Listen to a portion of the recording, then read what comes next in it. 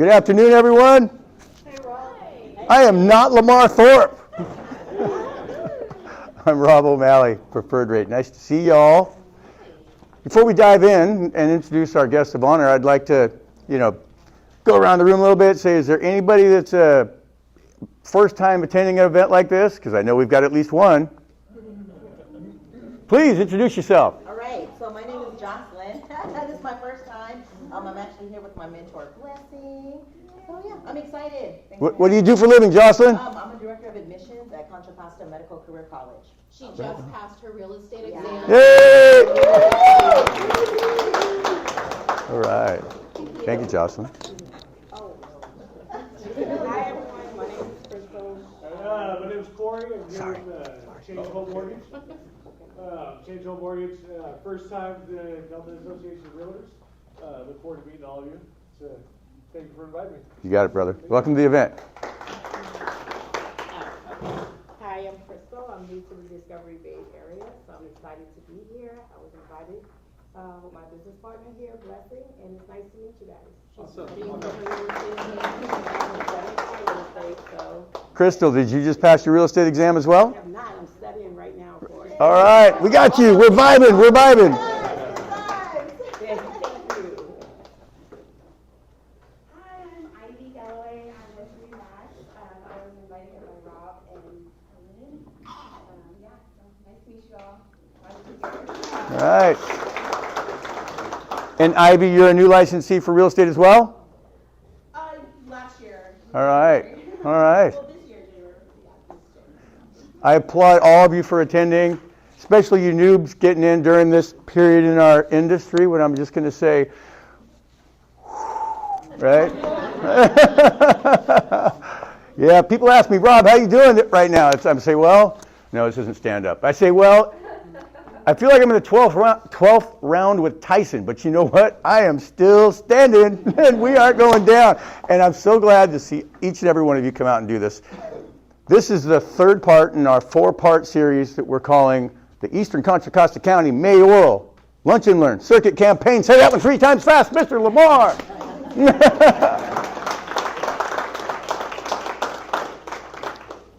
We've had the mayor of Brentwood, we've had the mayor of Oakley today. It is my honor to present in just a moment the mayor of Antioch. And then the next one hopefully will be in 60 days and we'll have the mayor of Pittsburgh. Do you all find value in these mayoral luncheons? Great, awesome, thank you. We really enjoy putting them on. And I will be honest, this was a mandatory requirement given to me by my business coach 9 years ago to put a lunch and learn on. I was scared to death, didn't know what to do, just didn't know anything about it. Now we love them, and we're glad that the COVID era is behind us and we can get face to face and do these types of events again. Would you guys all agree that this is an outside sales industry? It's people meeting people, face to face, belly to belly, that makes it happen? Yes. Can I get a big amen? Yes, all right. It's also not a Baptist revival. Well, it really is my honor to introduce our guest speaker today. He's the mayor of Antioch. This man does not have an easy job, and I really, really enjoyed the way he handled a city council meeting that I attended. Sharp wit, great sense of humor, thick skin, still gets it done. You have a ton in front of you, and we'd love to hear about what's going on with the city of Antioch. Please come take it away, Mr. Lamar Thorpe.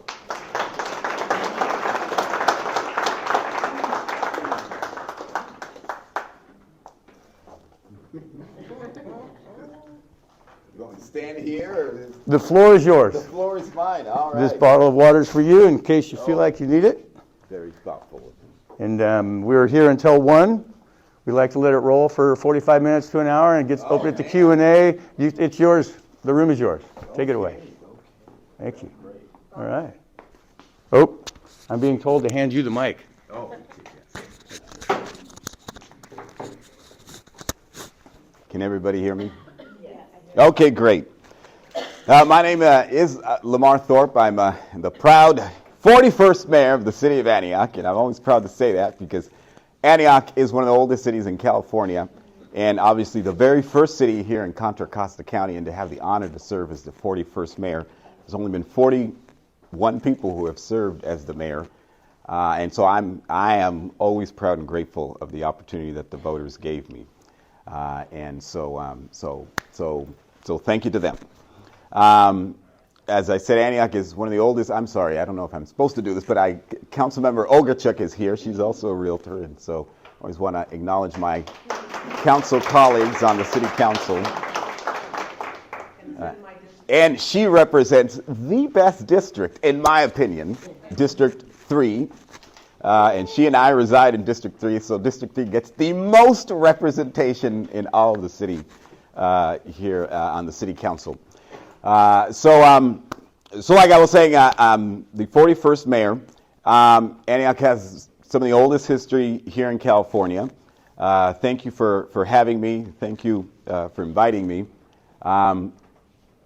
In our county, we have about, 19 cities? There's 5 of the 19 cities elect their mayor. Antioch is one of those cities, so is Brentwood, San Ramon, Martinez, and Richmond. Everybody else has a rotating mayor, so every council member has an opportunity to serve as the mayor for 1 year, which can be positive, which can be negative. I think voters directly electing their mayor is a positive thing because you hold that individual accountable for what happens in leading the agenda for our city. So I did bring our annual report. I don't know if some of you may have gotten this. Oh, you're going to help me pass this out? Okay. Our annual report, just as a reference for some of the things that have been taking place in our city, some of the big accomplishments that we've had. And so you can peruse through that. I won't necessarily use that as kind of my guide to talk today, but I think it's important to have. It's really important to have. I do want to share that, I do appreciate what everybody in this room does in the mortgage industry and as retailers, as real estate agents. It's important. I still remember when I moved here 11 years ago from the state of Maryland, and we didn't know what to do. We'd never owned a home before. And so we were very fortunate to have an outstanding real estate agent who showed us around and brought us to what I think has been the best place for me and my family, and that's here in Antioch. A few days ago, I just came back from Mexico. I went to go visit my mom's old town. It was called Cañadas de Obregón. It's about 2 hours outside of Guadalajara, in Los Altos. My mom is not from Guadalajara. She is from Los Altos. She lived in a small town called Cañadas. About 5,000 people live in Cañadas. And I had a chance to be there with the mayor of that town.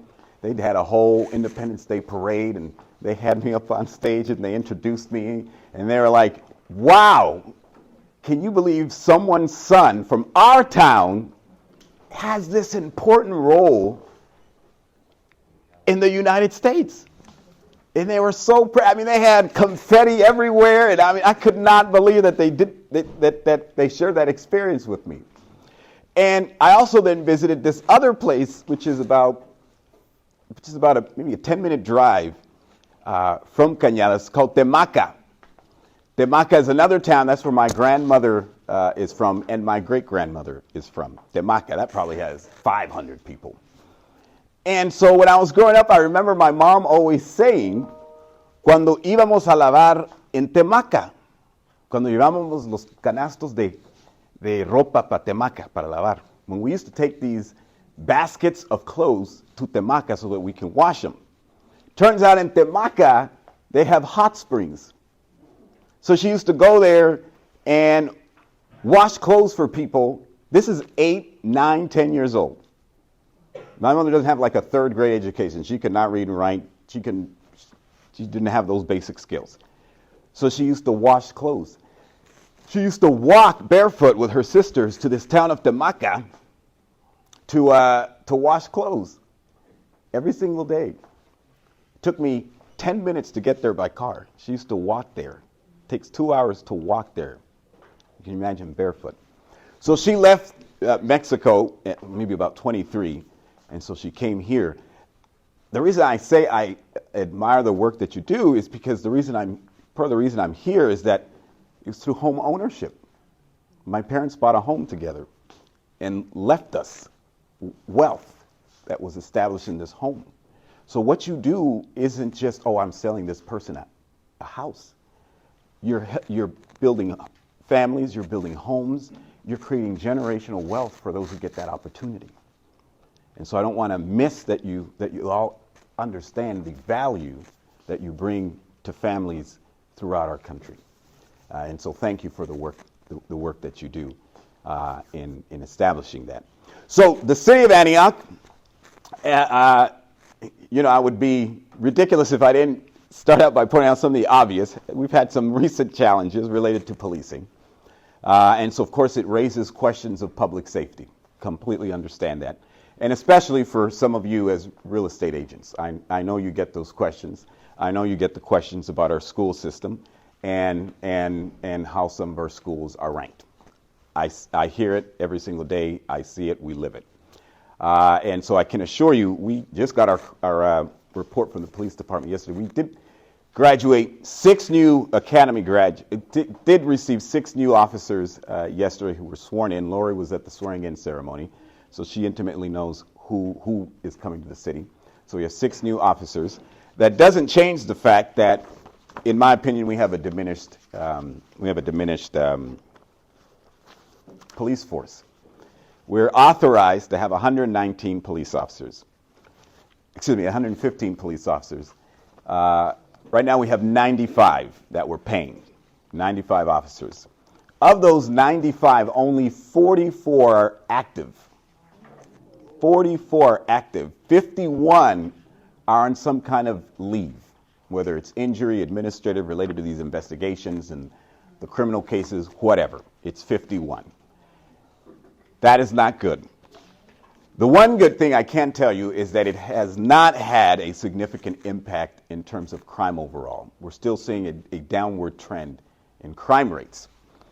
There will be bloggers and silly people and Facebook warriors who will tell you that is not the case, and I want to assure you that is in fact the case.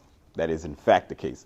There is a spike in retail theft throughout California, throughout the Bay Area, throughout the country. These are spikes in crime that we're seeing. I was just at I hosted a roundtable on public safety with some of our local retailers, and they talked about the fentanyl epidemic, crisis really, and the impact that's having on local retail shop owners and crime overall. And the sad reality, as I sat and listened to all that, is I recognized that this is bigger than what we thought. This is much bigger than what we thought. And when I say it's much bigger than what we thought, is that people who break into places in the past and you could easily identify them, report them to the police. It could have been a homeless person, and I know some of you have experienced this. An individual experiencing homelessness would break in, they take a shower in their bathroom or it's not that anymore. I mean, these are folks dressed like everybody in here, breaking into places, stealing stuff, and then it goes into the black market and gets shipped off to somewhere else. And you never see it again, and this person's being paid off with fentanyl or money for fentanyl or being bribed. And so it's a little bigger than what we understood. These aren't just your day-of-the-mill criminals who you catch and send to prison. These people, because of the addiction crisis, are really making it difficult to deal with this challenge. And so these retailers, we're getting together to kind of address some of these things and figure out how retailers can work with the big box chains in helping put together, supporting law enforcement, putting cases together for prosecution. So we're dealing with that. So those are the numbers as it relates to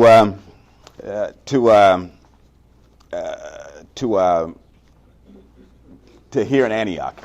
The way crime is now reported, it's different than it was last year, and so some categories have collapsed. So if you literally look at these charts, you'll have a spike in certain categories. It's not a spike in a category, it's just that we've now collapsed certain crimes together, and that's how it's reported back. So everybody across the nation because of this new reporting system by the federal government, are seeing increases in crime that are not real increases in crime. Everybody on the same page? Okay, good. Okay, good. So, so that's where we're at with our police staffing levels. That is where we're at. The good news is that a few months ago, actually 2 years ago, we started on a series of changes here in the city around police reform. The crown jewel of our police reform efforts was the crisis response team for the city. And so a crisis response team responds to crimes. We now send a team out that we no longer send the police department out to. And so they're up and running. They're fully staffed. It's a team of about 12 individuals, and they are running 24/7. We're the only city in Contra Costa County, and one of the very, very, very few cities throughout the Bay Area and the state and the country who have a community response team. Very few cities have these. Police departments love them because they take those lower level crimes or those lower level calls for service and give them to the crisis response team, and so they deal with some of those issues. So we're the only city in Contra Costa County that has a 24/7 community non-police response team.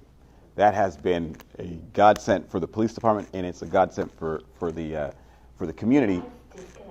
Okay, whatever. because there were certain calls that people weren't making.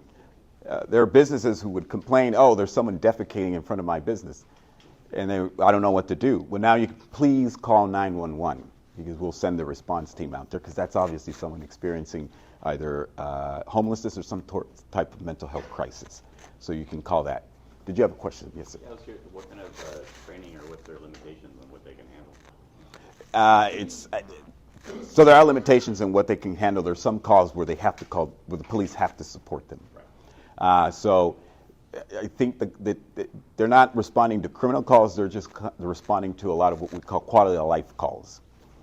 But I mean, when you look at our calls for service at the police department, 80% are these quality of life calls. Everything else, it's some type of violent interaction or some crime taking place or something that has happened to somebody. Any other questions? I know you. Oh, okay. Well, I don't want to just talk at you. So can everybody catch? Oh! Apparently not. I mean, what's going on? You're supposed to be quick when it comes to selling homes. You're supposed to anticipate what the buyer is going to, what's...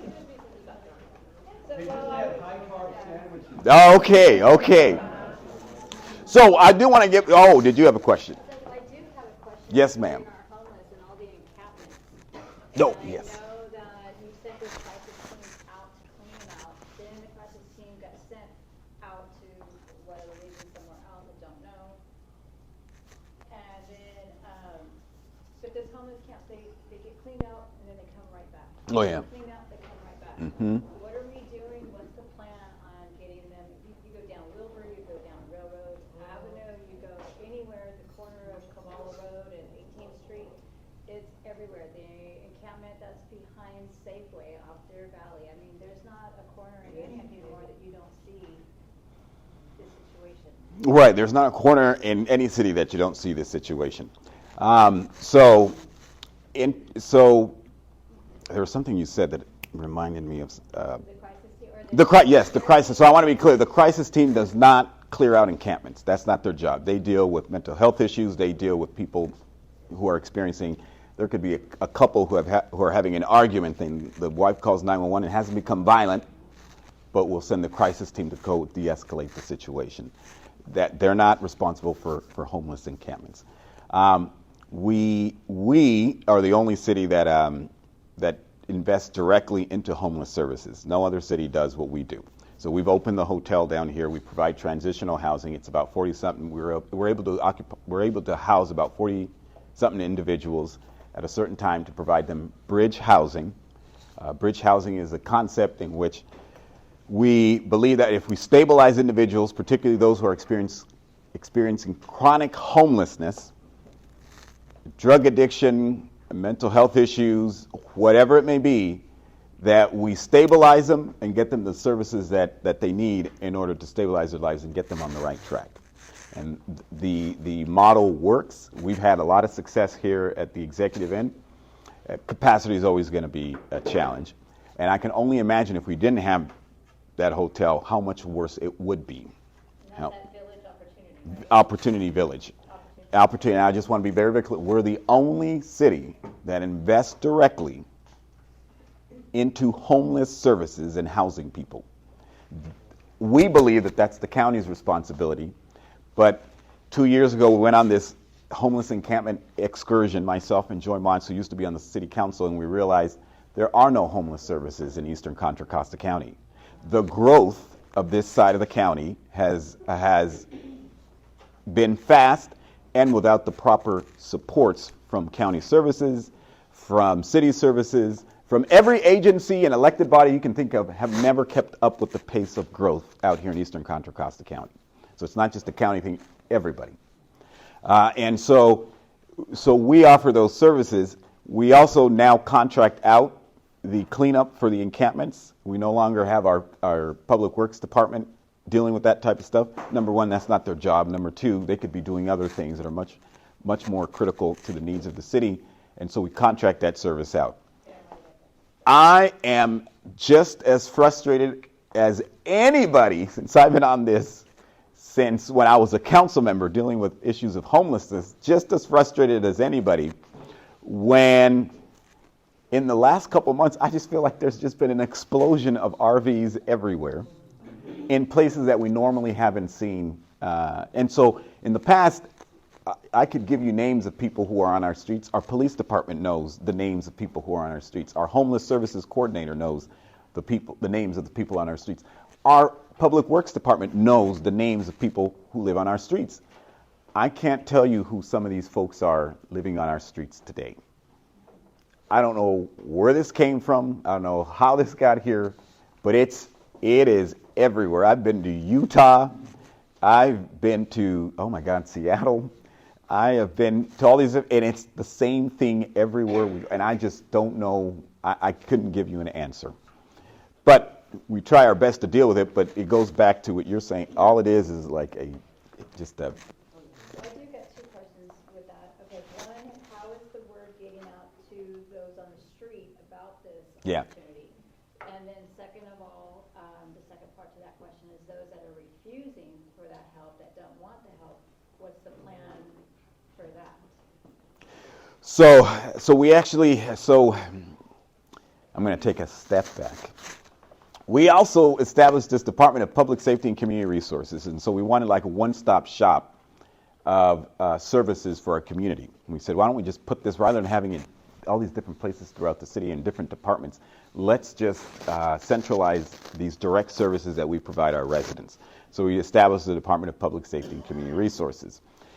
That department is still in the, it's grown in that we have new staff, but there are going to be outreach workers associated with that department. And so there are going to be community outreach workers who go out and literally act as social workers.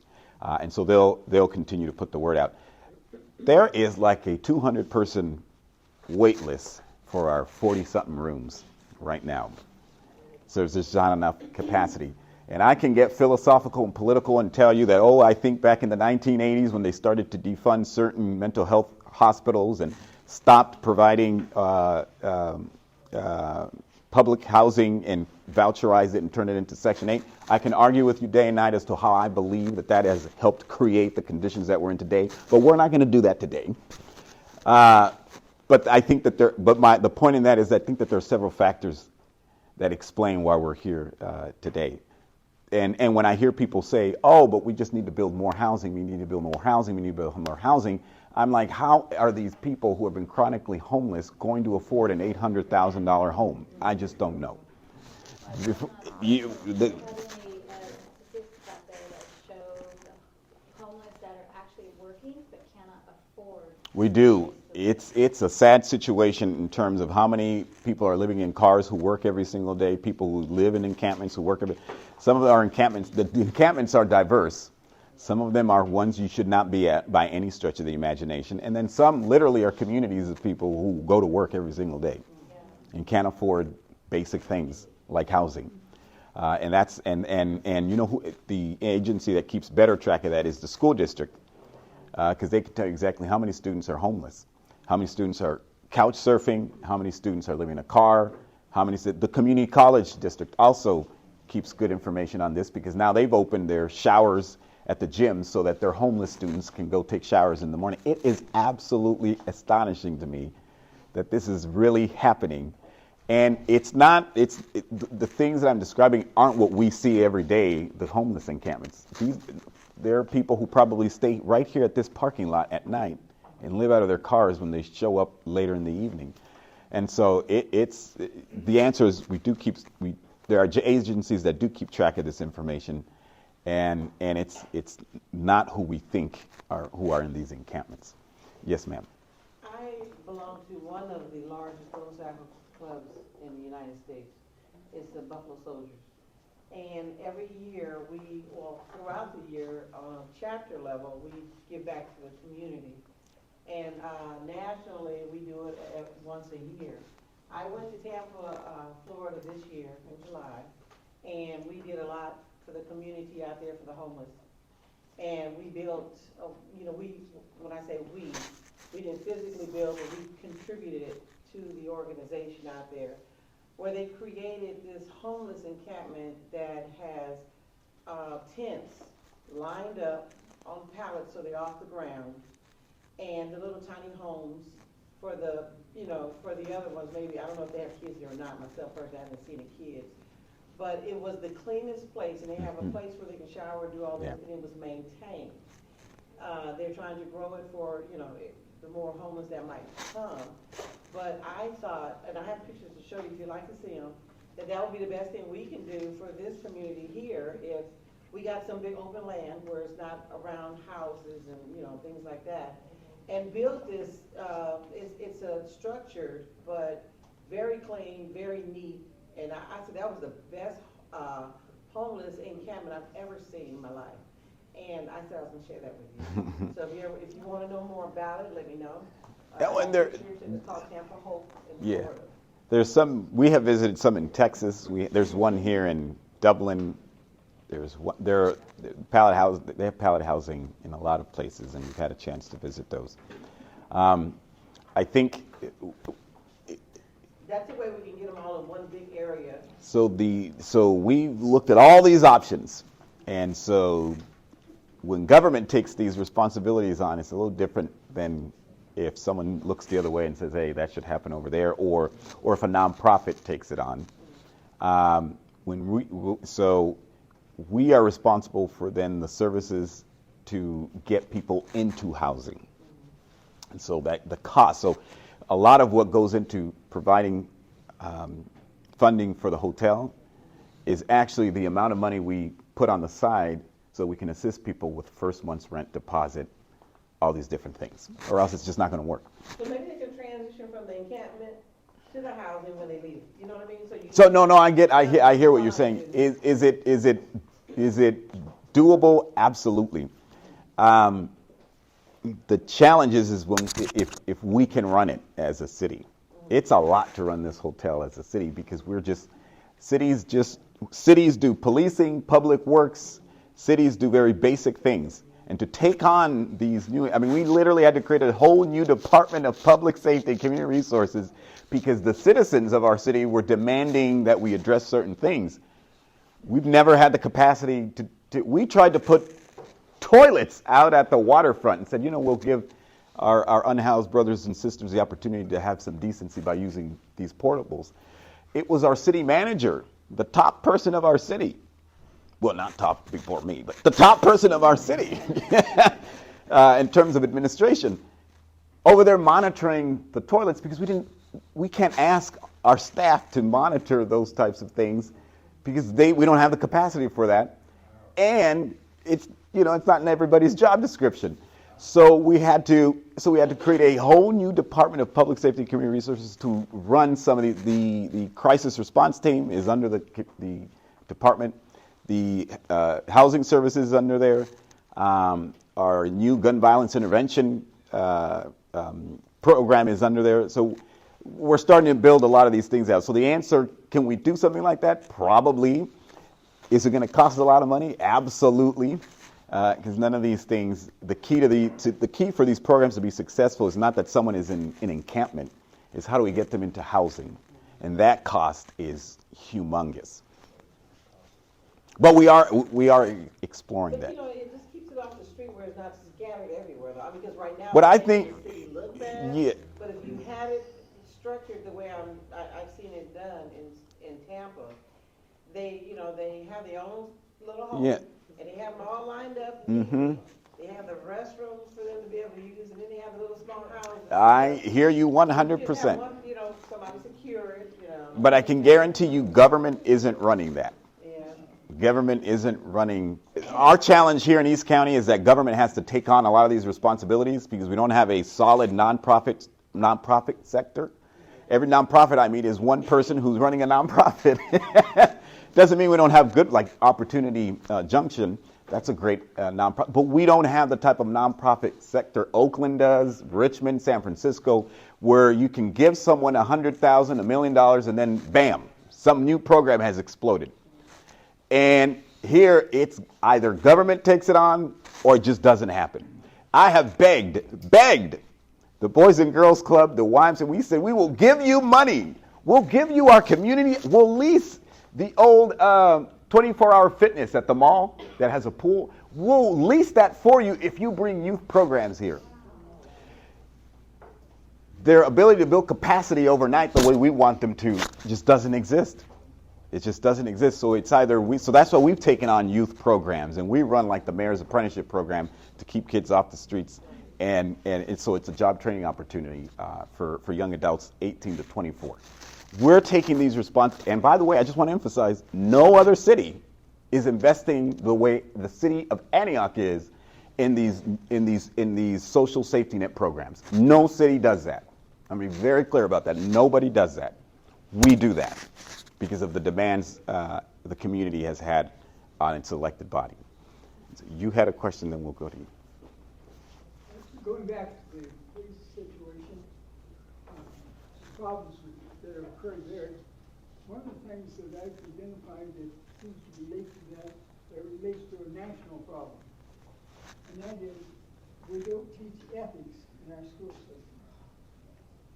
We wait until they get, physicians, medical schools have a short course on ethics, law schools, professional societies. We should start in the elementary school.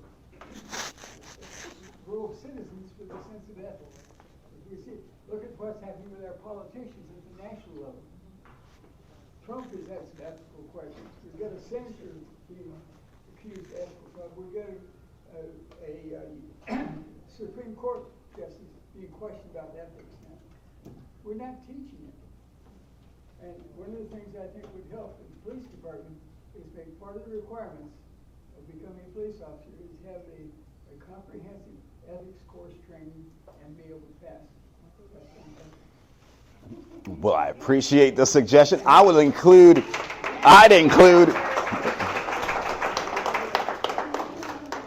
here, you get some Antioch socks. You get some Antioch socks for your feet. You get some Antioch socks. I'll say that I'd add civics as well, because people don't understand how their government works, and it's concerning is all I could say, is that people don't really understand how their government works. Everybody thinks I have a lot of power. I don't have a lot of power. I convene meetings and I set the agenda for our city, and then two plus other people have to agree with me. If I can't get two other votes, then it doesn't happen. And so I don't have a lot of power. Yes, ma'am. I could barely hear what Bert said, but I'm assuming Kevin just said it has something to do with education? Ethics. Okay. Teaching police officers about ethics before they become police officers, so that we don't have issues of moral turpitude. So got it. And then I added civics. Everybody should learn civics so that they understand how their government works. And yes, sir, I completely forgot about you. But on that whole ethics thing, perhaps we need to focus on parents teaching their kids ethics as well. So we don't have to worry about them encountering police in a situation like that. So let's put a little of the onus back on the parents to right and wrong. Couldn't agree with you more. You can drive across the border from any town around here. And as soon as you hit Antioch, you see people littering, you see people speeding, blowing through stoplights like they don't exist. That's an ethical question. So, a parenting question. And that needs to start somewhere. My question with regard to the homeless is, has it been defined what percentage are addicts, mental illness, versus just simply people in transition? Because with limited resources,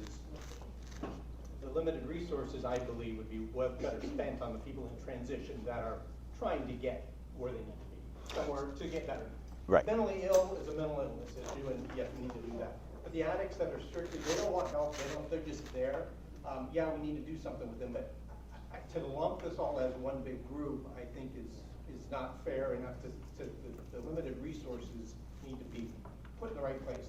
So to provide outhouses for everybody, it becomes a magnet. So why not focus the resources where you're going to get the most bang for your buck with the people that really want and need the help, rather than people that really don't care. So our focus is chronically homeless. Chronically homeless. Because that's generally where a lot of the complaints have come from, everybody universally throughout the city. So if you talk to the business owner, they're not talking about some mom parked in a car with 3 kids. They're not. They're talking about someone defecating in front of their store, someone who's come in and has been disrupted, and they're clearly going through a mental health crisis. And so our focus has been those who have been chronically, the people that are probably the hardest to work with, which you described as a choice. I don't think someone who's dependent on drugs can make a rational choice. I don't believe that. I agree with the governor of California. We need some of these courts to just mandate that people get the help that they need. I believe in that. I absolutely do. Because I do believe that there are some people who are not capable of making the rational choice you and I can to say, maybe I do need to just focus on getting this education or finding a job or getting the skills to develop so I can go. I don't think that I can go to this encampment right here, right now, and talk to these people who are clearly cracked out all the time, because I drive to Safeway all the time and I see them smoking the crack pipe.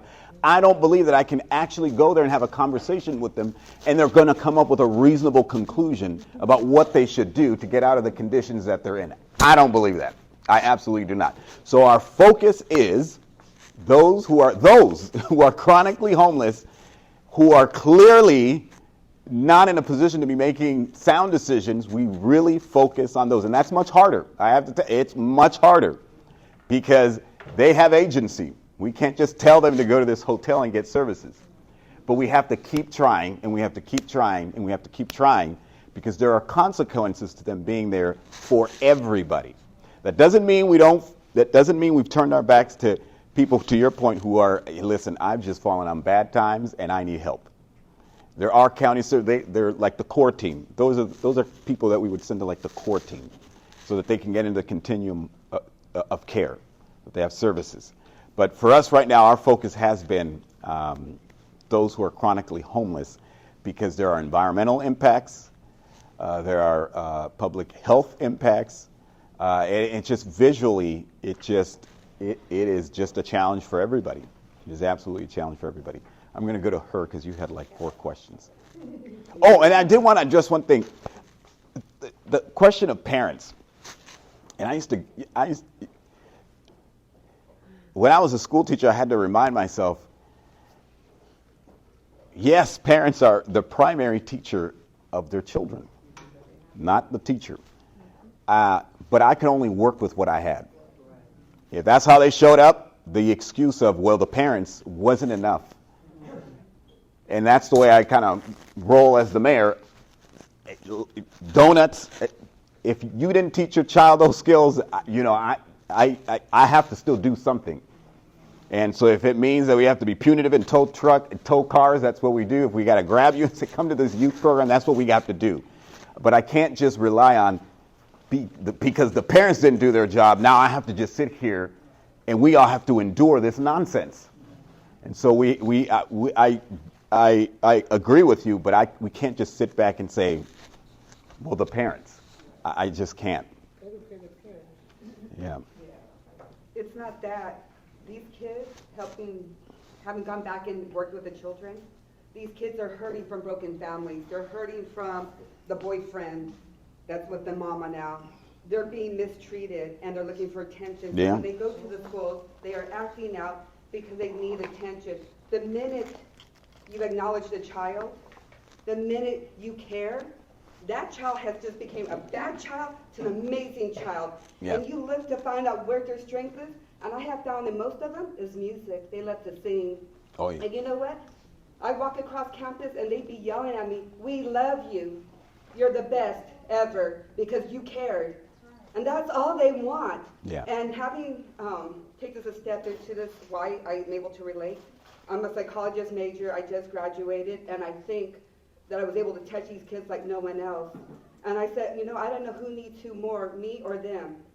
You know what? And these kids, that everyone says, "Oh, that's a bad kid. Oh, he's never going to mind you." These kids want to sing, and all you got to do is find where their strengths are, and they're just going to blossom. It's broken families. We came here back in the 90s. We were all families. We were all parents. We all went and became parents at the schools. Then all of a sudden, divorces started happening. Kids got separated, or babies being conceived without the dad being present or the mom being present. It's just a lack of love and care. Oh, They just need attention. I agree with you. And You want a Frisbee? Yeah, I don't have to catch it. Woo! Hey, on the police level, though, and on your people helping communities, the training actually to understand mental illness and what I got trained on and my learnings and my education. And if you ever watched The Thing with the Celloist, the movie that came out, he had mental needs, but someone reached out to him and found his talent, which also was music, and became the most talented person ever, and they got him out of a bad situation of homelessness and encampment. They need training to understand mental illness, because you can't go in and help a person if you don't understand the dynamics of this. Our crisis response team, everybody who works for that team lives in the community, is from the community. Some of them have had criminal records. Some of them have spent time in prison, because we needed people to relate to the people who are experiencing all these challenges. I'll tell you that my mom, who I was telling you about, she adopted me. I was born in a prison, 2 days old. She adopted me. Every male cousin that I have has been to prison. I can't speak enough about just what you're saying. All you got to do is just love these kids. You just got to love these kids. And our values as a city, some people may disagree. I really don't care. Our values as a city is that we will extend love. The Mayor's Apprenticeship Program, we literally recruit kids out of Sycamore, right out of that plaza where they're selling drugs. We have turned so many kids' lives around. I say kids, but they're like 20-something years old. But we've turned people's lives around. There was a woman who came to our first graduation, and she said, "Thank you, Mayor, for this program, because I didn't know what else to do with my son. He was involved," I'm not going to get into the details, but he was involved in X, Y, and Z. And for the first time in my life, I saw him so happy to wake up to go to work in public works. In public works, cleaning up the landscaping. But he saw the investment that we were making in him, and he saw that there are these gentlemen around him willing to train and help. And then some of these people, some of these guys just don't have dads, or they have parents in their lives, but they're not in their lives. And so we reap the consequences of what you were describing is when the parents aren't involved. But we can't just sit and not do something. We have to do something. And so a lot of our youth programs are centered around that. And we have quite a few that we've developed. Yes, ma'am. Really good kids deep down inside, but unfortunately the teachers will gravitate to the good kids because they make class easy, and then you got these kids acting out for attention.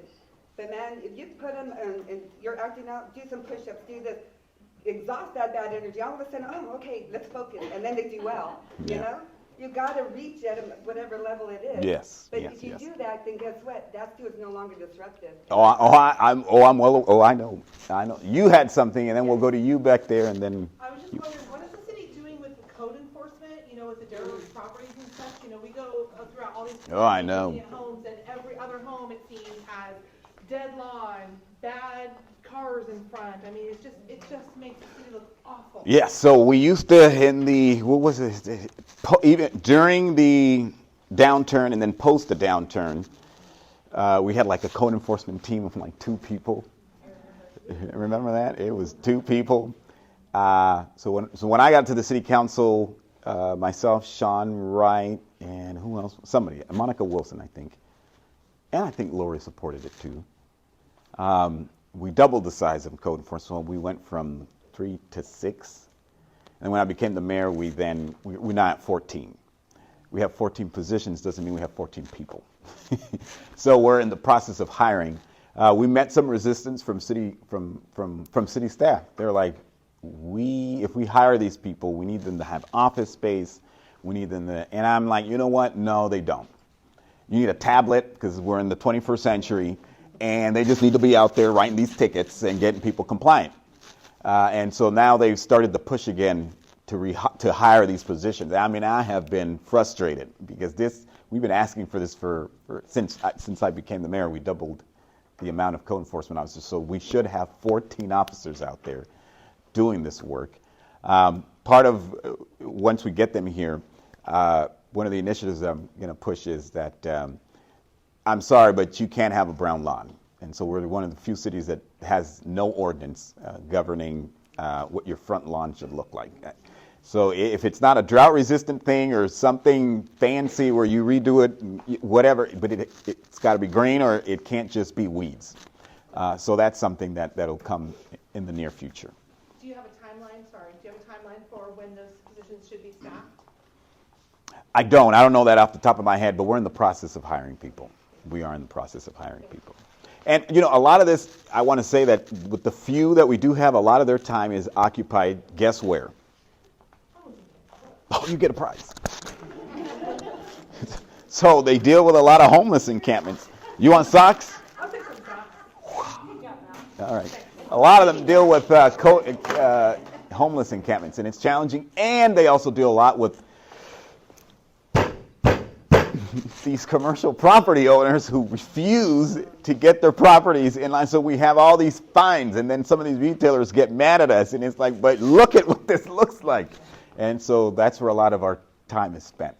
But we need to get some of these folks out into our neighborhoods because, you know, we have beautiful neighborhoods, beautiful homes, and you go into these neighborhoods and it looks nice, and then you turn the corner and it's just dry. It's all this dryness. It's not my neighborhood. I just want you to know, not my neighborhood. Ma'am, you had a question. So I travel all over the Bay, and I guess my question is how much do you work with other cities to see what's working for them and what's not? Because in some cities, I see more of a zero tolerance, or at least I don't see the issues that some other cities face. And I'm wondering if it's simply what they allow. Well, I don't think so I see the same things you do, and I always have to remind myself that tax bases are different everywhere. And so in the Oakland Hills, you don't see what you see down in the flatland. There's larger tax bases up there.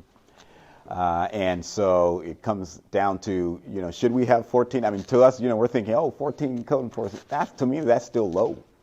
Really, really low. But that's all we can afford. We're about the size of what are we the size of? We're 120,000 people. So give me a city in the peninsula that's about 120,000. Heck, you don't need a city of our size. They have cities of 15, 20,000 people with much larger budgets and tax bases than we do. So they can afford to do a lot more things than what we can. And that's literally what it comes down to in any city, anywhere. It's what your tax base is. And our tax base, while the 94531 zip code here in Antioch is the second highest income earning in Eastern Contra Costa, second in Discovery Bay, not Brentwood, for those of you that live in Brentwood. We subsidize a lot for the old infrastructure in the older part of Antioch. We subsidize a lot for a lot of the infrastructure in North Antioch. We do. That's just a fact. And so those are the balances we have to play when it comes to the budget. and I don't want to say subsidized. We invest a lot in keeping the infrastructure good.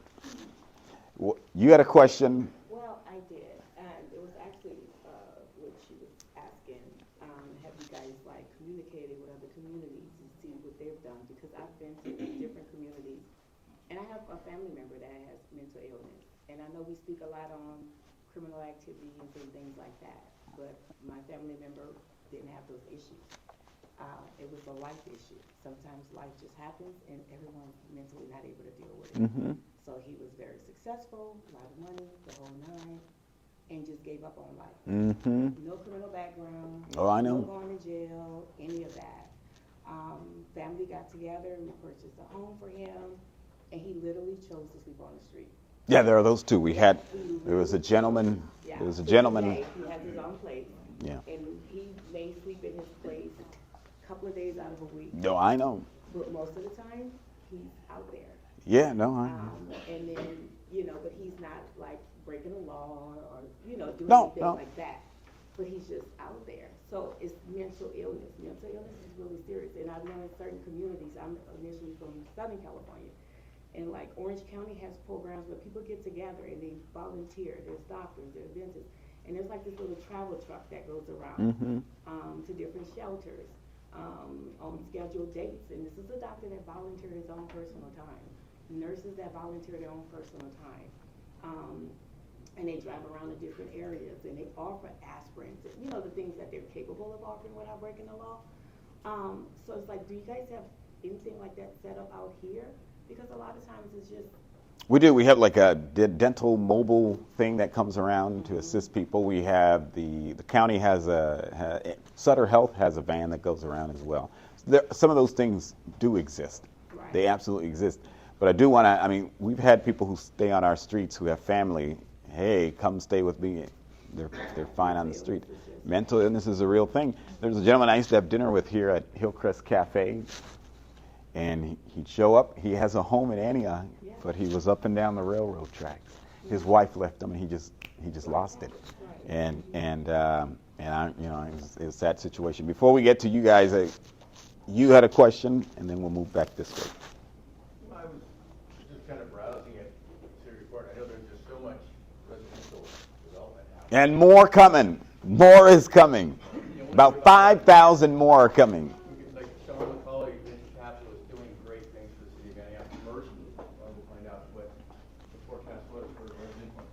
Yes, so we have about 5,400 and something new homes. Some of them have been constructed. Some of them are in construction, and some of them are just planned. So we've approved their applications, and they're in the process of doing whatever they need to do, tentative maps, all that stuff. Bunch of government lingo that nobody in this room cares about, but they will be constructed. And then we have, some commercial stuff coming in. There's a Savers coming in somewhere off of Delta Fair, one of those old commercial properties. I think it was the old, is it Rite Aid? Was there a Rite Aid out there? No. Yeah, I think they've taken the Rite Aid. So they'll be there. The owner of the person who's going to be opening the Savers wants to purchase the rest of the parcels because the parcels are divided in 3. So what makes this whole thing about these commercial properties difficult to deal with is that they're broken into different pieces. So it's not one property owner. You're dealing with 3 or 4 different property owners. And so there's a Savers coming there. So we've also rezoned all of the commercial areas in southwest Antioch off of Delta Fair and Buchanan and all that. So now you can literally build without the challenging application process. You can build mixed-use development projects there. So like the commercial at the bottom, the larger residential properties, and some of those will be coming, similar to what's happening here across the street. There's a lot of coming to downtown Antioch. There's a new cannabis facility that's opening, and those have been very, very successful, believe it or not, in the city of Antioch. Brentwood residents love them. Brentwood residents love. We keep track of everybody who goes into the cannabis shop, and all that zip code, boy, they really, really love it. And interestingly enough, the other zip code, Martinez. People from Martinez love coming to Antioch for their cannabis. So it's proven successful. We're putting one in downtown. We anticipate that that'll increase foot traffic down there. Our merchants reported good profits, higher profits during COVID when our Nick Rodriguez Center was a vaccination center. And people would go and wait, or they'll go with their spouse, and then they just walk around our little downtown, and people reported that they had revenue increase as a result of that. So we thought, well, why don't we just put a cannabis shop down and really increase foot traffic? So that's, huh? Hey, listen, you can go to the cannabis shop, then go to the restaurant. And so then we also just opened a new barbecue place down there. I know you all know, Monica's has been hugely successful. Smith's Landing, I don't want to say we're having challenges, but the revenue that they're making now, thanks to Monica, because of all the overflow that now goes to Smith's Landing, has been astronomical. And so that's helped a lot. There's a wine bar coming down there. There is I'm sure you've seen the smoothie shop that exists there across the street from T's Barbecue, or T's, I forget what it's called, but it's T's.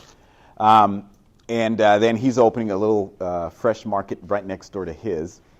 And then there's I believe there's a beer something coming, a beer, not a pub. Not a tavern, like a brew, something is coming. Huh? Maybe, I forget the name. When I first moved here, there was nothing in downtown, and now there's these little shops that are starting to open up. So it's pretty cool. So, and then, as you know, Dutch Coffee is coming here. Chick-fil-A is coming over to the old Mim's Cafe, Mimi's Cafe. And there's something else up here. Oh, and then the bank is right across the street here. So we've got some. Oh, and then there are these new massive cannabis facilities for the indoor growth and manufacturing. Those are coming off of 18th. And so we have about 3 of those that are coming. Those are going to be great. And then we have a new, thanks to Amazon in Oakley, we have a similar facility coming to Antioch as well. A similar facility. You know, the distribution center in Antioch. Yeah, it's going to be 2 huge facilities. Right next to the vineyards, our ancient vines on 18th Street. Yeah. Yeah, it's going to be great. So yeah, we've got some economic stuff coming. And there's a lot more that I'm not remembering off the top of my head, but there's some stuff. Yes, ma'am. So we've covered a lot of stuff with the mental illness and the police enforcement. As a realtor and as an Antioch resident, I'm probably not alone, but I'm up against people wanting to sell their home and move out of Antioch, and I'm up against people not wanting to purchase a home in Antioch. Mm-hmm. What is your vision as our current mayor in getting the respect back to our city of Antioch? So, I moved here 11 years ago, and I want to emphasize I moved here 11 years ago from the state of Maryland. Where in Maryland? In Prince George's County, a small town called Cheverly. Right outside, I was in the D.C. suburbs. So I went to school at George Washington University, and then when I went to grad school, I moved to Maryland because it was a lot less expensive. And then I worked on my master's, and then I rented this nice little house, and then we moved here. And so when I moved here, we were on this list that made us one of the most violent cities in California. And I kept hearing about what I regret.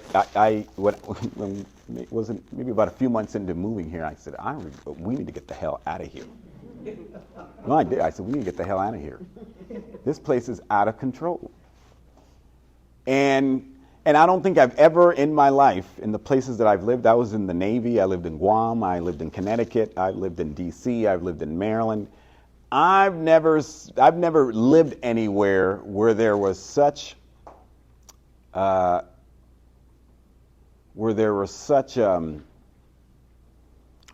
lot of noise about a lot of things. There was a lot of noise that then led me to think, why did I move here? The things that I saw here, I didn't see in other places. And I'm sorry to say, a lot of that was was by like people from Antioch who had such a I don't know what it is, but it was a very I don't know if it's bitter, but it was like everything was wrong with Antioch. Negative. It was very negative, but not by people who moved here, but by people who have been here for a long time.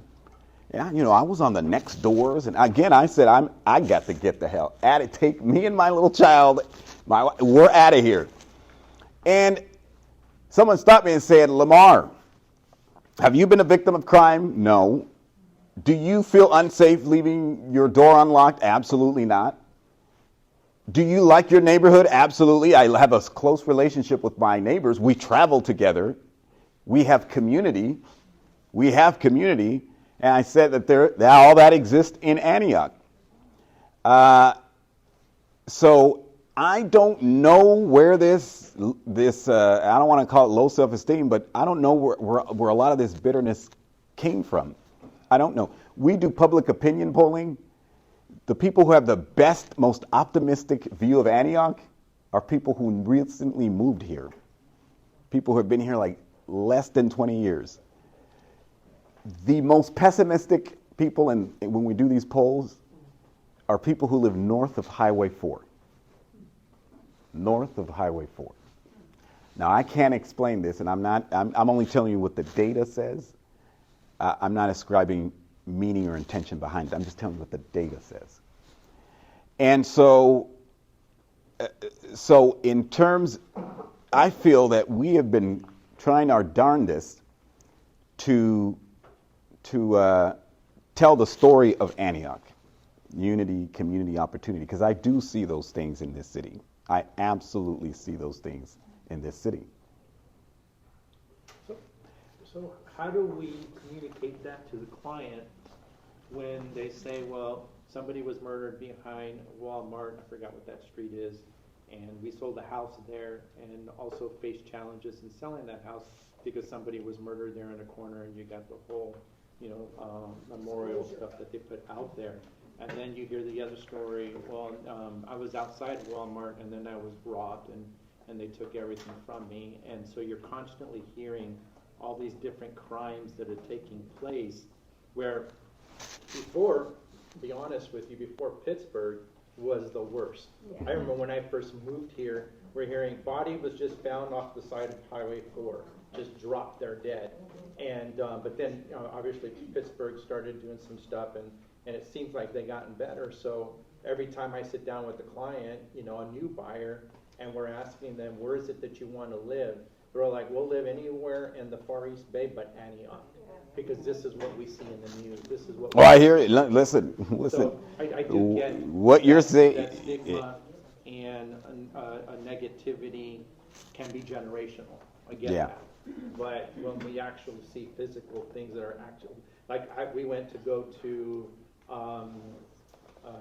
Applebee's and one night and to do a little business meeting with some folks, and then luckily I moved my Jeep. Luckily for me, I moved my Jeep closer to the light, and had I not, at that spot, my window would have been busted. But it was my friend's window that was broken in, and they took everything out. Called the cops. Cop said, no, we can't come out and help you out. So when clients hear that, it's like, I don't want to live there. Yeah. No, it's all over everywhere.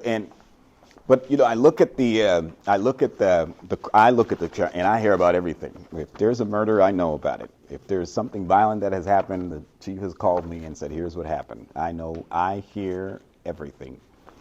But I also hear good things in the community. I hear great things in the community. But when I look at the data, I don't think the question is. I always ask the question: why is the media so stuck on just reporting on what happens in Antioch? So the question isn't why there is this, because the crime exists everywhere. The crime exists everywhere.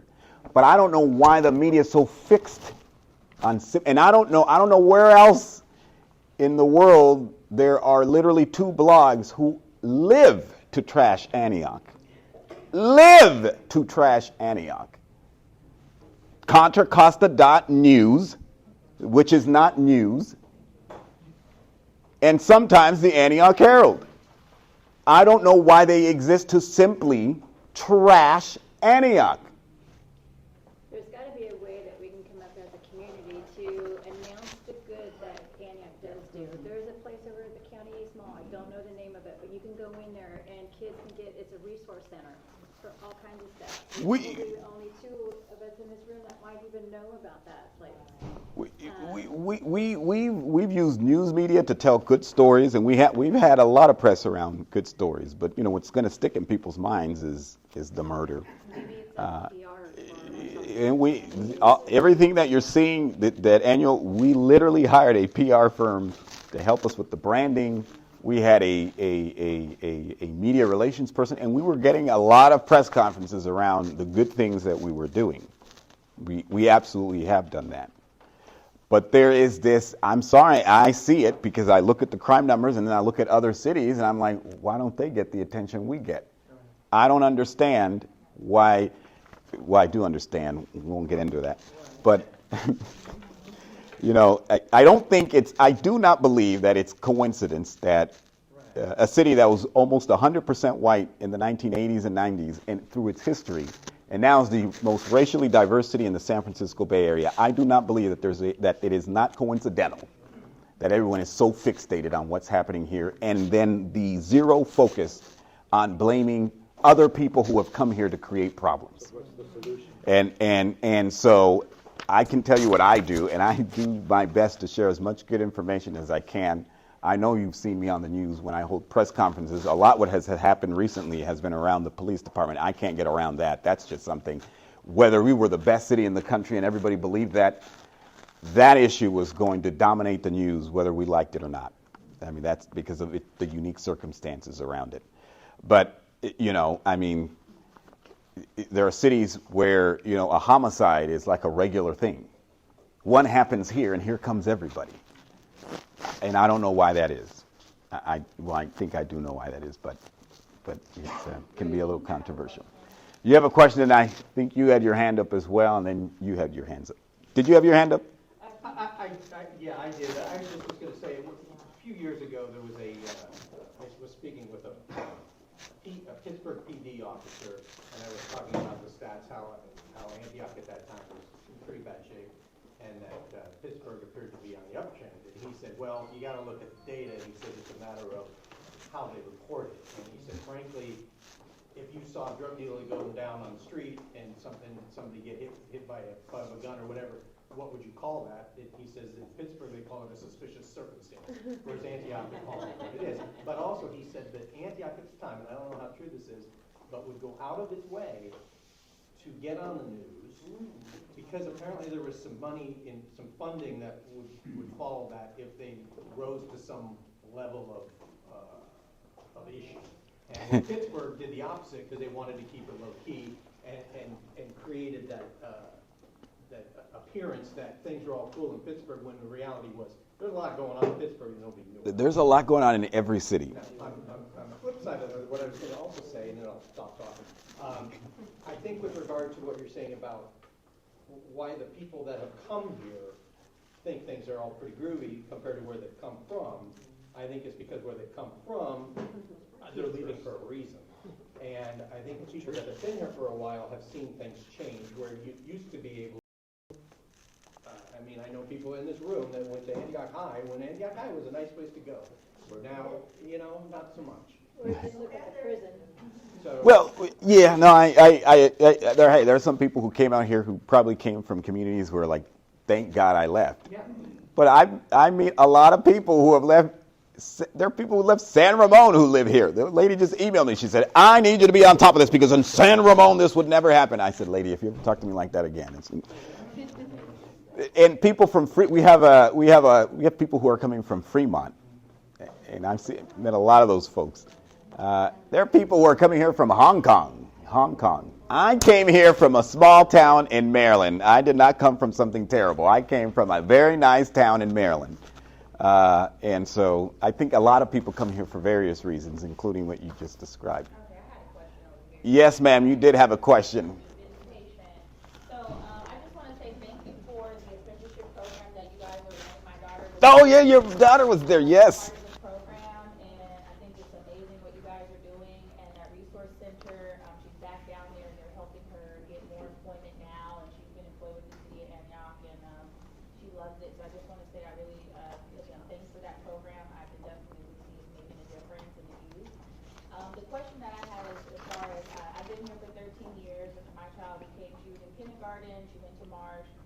But what I noticed just being, I'm from San Francisco, right, a city that obviously has tons and tons of resources, and I grew up in the Boys and Girls Club in San Francisco. We learned so many things from these programs. So I know you were mentioning that you're, trying to get these people to come here, but what is it that the city is doing to try to attract these groups here to help us with these? Because just my personal observation as being a parent who went through the Antioch School District, again, after school programs, they're few and far between, or some of them are school run, which is great, but I noticed the problem with these kids is once they go home, there's not a whole bunch of stuff for them to do, and so because of that, they get into trouble, right? There's not a whole, and I'm not coming down on the city, but I feel like a lot of people move here, like you said, we've had big growth, and we got all these implants coming from different cities, right? And then now we're all here, but we don't have the infrastructure, the resources like other big cities have to support these people or these kids or whoever. And so my question is basically, what is the city doing, or what can the city do to try to attract like these groups that can help us with youth, like you said, the YMCA, and even you guys pretty much giving them an open door, like just please come and we'll give you whatever you need to help the city. So that's my first question.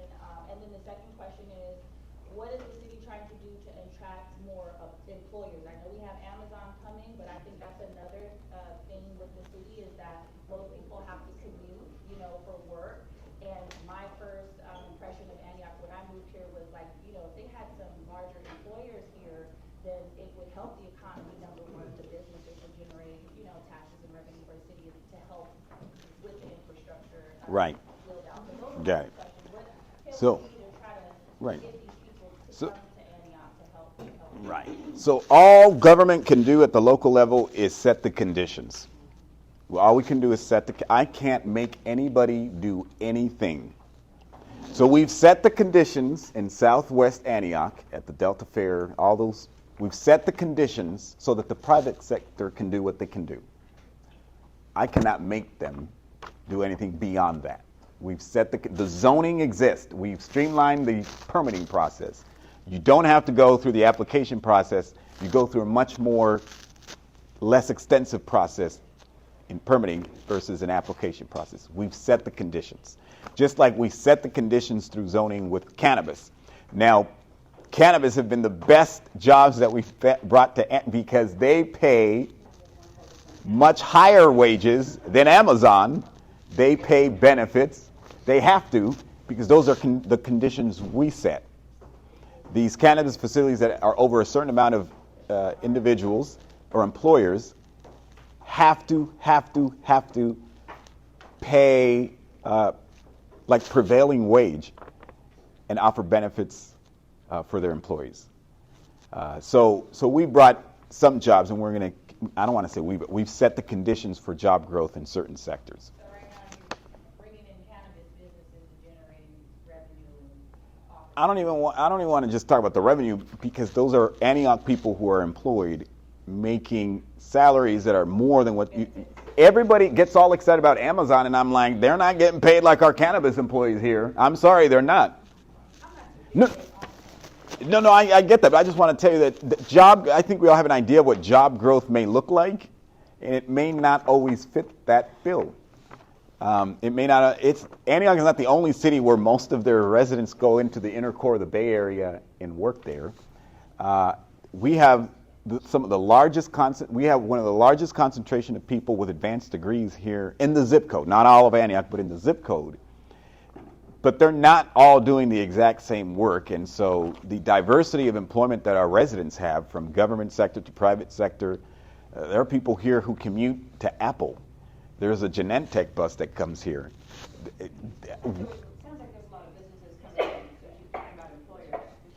Yeah, no, but what I don't want people to think is that one day Genentech we're gonna bring or Apple. I think those are gonna remain over there, and the type of employment that you're going to see in our region and in regions like the Tri-Valley are not going to be the kind that you see over in San Francisco, Oakland, or San Jose, or Silicon Valley, or the Peninsula. But we can make efforts where we employ people in industries that pay much higher wages. Yeah, and as far as education is concerned, I have several family members that are not only principals of schools in Brentwood or educators in colleges, but that's state-funded folks. So Antioch can contribute to some programs, but all of that stuff comes from the state. So I know we do a lot of blame shifting, but let's kind of think about, like you said, the level of work that's on Yeah. But again, we control zoning, we control applications. We can't make people, just like we can't make during the downturn. We couldn't make builders build more houses. That was something that's beyond the city's control. So I have a question in regards to the property, the 24-hour fitness is no longer there. You said that you guys were willing to lease it for there to be a Boys and Girls Club. Oh yeah, we brought the CEO and everything. If we bring volunteers there, is it something that we can utilize? Me and my club, I can probably speak to other chapters.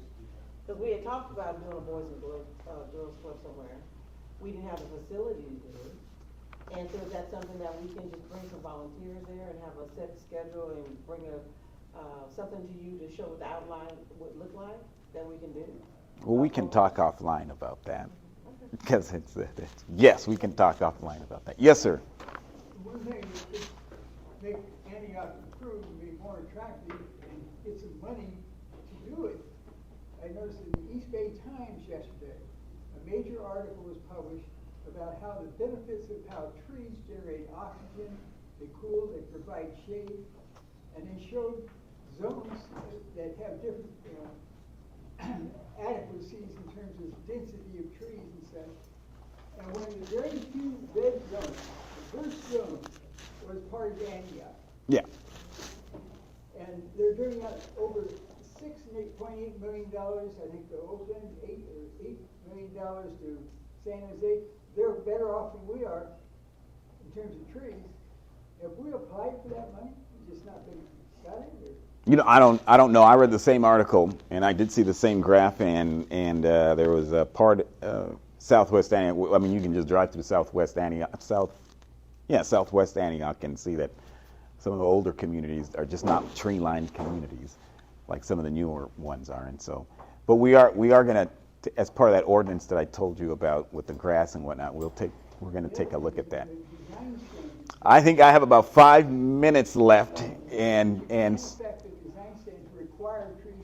we do that with all of our new developments. We do require that. We do absolutely require that. I'll say that we spent a lot of time talking on. When I was sworn in as mayor, I said I'm going to focus on the things we can do and just let go of the things we can't do. We're not going to be Silicon Valley. It's just, so why even bother focusing on that? I think we're one of the few cities with a waterfront. Let's focus on that, and that's what we've been focused on, trying to push business growth into downtown. One of the few things that most people don't know about Antioch is we're one of the few cities in all the Bay Area in which its residents have access to all this public land, the parks. We manage a pretty extensive park system, unlike any city in Contra Costa County. We have a lot of parks and trails in this city. We're one of the few cities that do. So we focused on improving our park system, improving our trails. Antioch is about the outdoors. People come here, they have boats. We changed the ordinance where a lot of people fought to make sure people don't have like RVs and boats on their driveways. We recognized the reality is a lot of people come out here for that activity, and so why should we prohibit people from enjoying that? And so I focus a lot on what we can do. Telling our story, I love to do, but it comes with a lot of challenges, as you can imagine. Yes, ma'am. I think what you're doing is noble. Thank you for your time today. There's a voice here that hasn't been heard, and that is I will speak as a 30-year veteran real estate broker and a real estate investor. I speak on behalf of my 100-plus investors that own multi-unit, single-family homes in Antioch. Now the properties have decreased not only with residential, but because of the local Antioch ordinance that limits property owners of multi-units to only rent raise 3% a year. So what happens is the tenants we've kept for 20 years, we've kept housed people. The landlords are forced to raise rent to keep up with inflation. Our mortgage payments have gone up higher. So now a property owner wants out of Antioch. I don't speak just on behalf of myself, but the investors that I work with. So a long-term tenant, the property owner needs to give the just cause notice, and I might not be speaking perfectly, but then that tenant's going to be asked to vacate. So that two-bedroom that the owner was happy, the tenant was happy at $1,500, they're going to be vacated. They're going to potentially become homeless because the market rent's now $2,300. That building owner can't sell that building because nobody wants to buy with under market. If the city of Antioch would allow a more reasonable rent increase, they wouldn't get jumped to $2,400. They could go slowly, but now the investors' hands are tied. They want out of Antioch, and that's going to decrease value. So I've got some really low ball units for sale. Should anybody? That decreases our property values, and that's very unfortunate. I don't think the landlord should be blamed for brown lawns. The landlords deliver these houses in very good condition with green landscape. The tenants come in, thrash them. The landlords are penalized with $150 per unit every year. So I just wanted to speak on behalf of the people that I work with. I think Antioch has some certain potential. I love hearing from Precious. And yeah, we need education and we need some community development, but I don't think landlords should be punished. And that's what I'd like to say. Thank you. So we're not punishing landlords at all. It may feel like it. I'm telling you, you can look at our policies, and when you read them, you'll see that there are a lot of protections and processes for property owners in terms of if you don't feel that the rent increase is enough and you can justify a larger rent increase, you have that right. No one is stopping you from doing that. But I suggest reading the ordinance first, particularly around rent stabilization, and then the next one, anti-harassment policy. Now, one thing which most people don't do, I have done, don't do, is I have gone to these huge apartment complexes, and I'm disgusted. I've only lived here 11 years. And I'm disgusted at what I saw that property owners and some of these landlords were able to get away with. And they gave a lot of people a bad name. But it's disgusting. Oh, hold on. Oh, you had your chance. I want to be very, very clear that what I saw was unacceptable. Absolutely unacceptable. Unacceptable. When I talk to landlords and property managers, and they tell me, well, I never really increased the rent beyond a certain amount, these are their words to me. And everybody seemed very, very happy with their landlords. When you got a few examples of horrible, terrible stories of bad actors and bad tenants. And I get that. But for the most part, no one is abusing landlords. No one is abusing their tenants. They generally have good relationships with them. Would you agree that tenants are abusing landlords? There are examples of that, yeah. No, absolutely. It does go both ways. But if you read our ordinances, and if you want to sit down and read them with me, I'm more than happy to, because you will see that it is an equal playing field. There are processes in our ordinances that give landlords rights to say, hey, you need to relook at this. And it's all run through our city attorney's office. There are absolutely processes in there that give landlords the opportunity to say this isn't right. With anti-harassment policy, it is on the premise that a landlord is acting in bad faith. Oh, and by the way, the burden is on the tenant, not the landlord. The tenant has to prove that a landlord was acting in bad faith. in bad faith. And so, We don't agree with that either. no, I know you don't agree with that. And then there are people saying we're going to send people to prison and jail. It doesn't exist in our ordinance. Thank you, Mayor. Thank you. All right. I think we went way over time. No, just 2 minutes. Just 2 minutes. All right. Thank you. Okay. Thank you very much for your time. Thank you.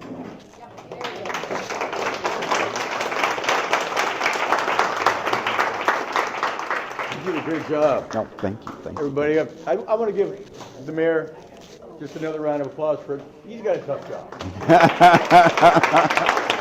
Thank you. All right. And before we break, we are going to have a raffle prize. And I want to acknowledge a couple of guests. Anyone in here from Preferred Rate? I know there was a couple before we started that had to leave. As we see Angelique Hetrick, I want to introduce you and say thank you for participating and helping. And then, last but certainly not least, our Director of Business Development. He quarterbacked this entire event from home with COVID last week. Alex Kuhn, thank you very much. You're welcome. We do have a little raffle prize. Nothing too fun. Oh, George is here, yeah. George, I was waiting. There he is. Thank you, George. Sorry, man. My apologies. This is our classic charging unit, so you can take it on the go, whether you're going camping, you're seeing an open house, you'll always be prepared. Mr. Mayor, would you like to? Oh, I get to pick.